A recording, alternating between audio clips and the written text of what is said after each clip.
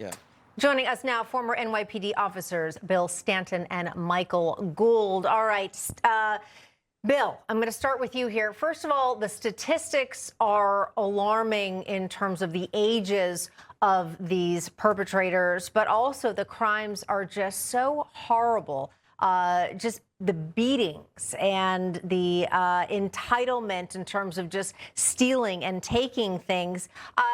Is this different from anything that you have seen in your career, or are you seeing history repeat itself in some way? No, what's old is new again, except unfortunately it's new and improved. What do I mean, Katrina? We have these teenagers. Now think about this. Whether it be tennis, basketball, baseball, they have farm systems where coaches go out, they see the young teenager, and they nurture them and they make them practice and get good while they're teenagers to make the pros. Well, guess what? These street thugs, these gangs, these organized crime rings, they go out, they know these teenagers will not be charged, and they nurture them and train them to be young thugs, young murderers, young robbers, muggers, carjackers, etc.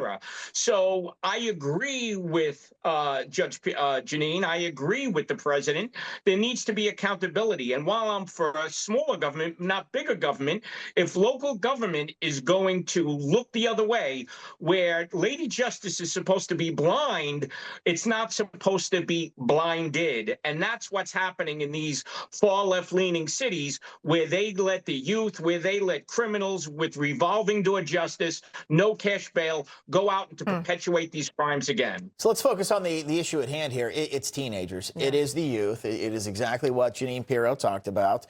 Michael, so what is the solution? What should be done?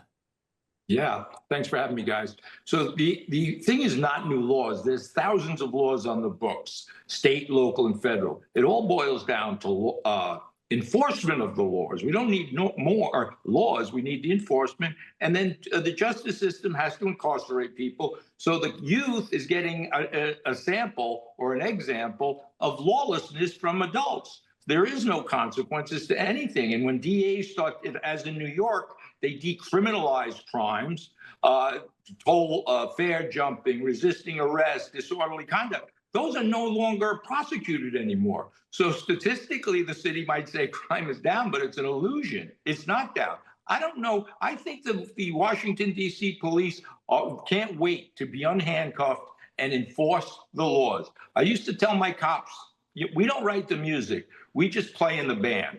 And if we're handcuffed by the courts and politicians, it's a big problem. So this is nothing new in my world. I worked at NYPD during the 70s and 80s where homicides were 2,000 a year. This is a matter, in my view, enforcement.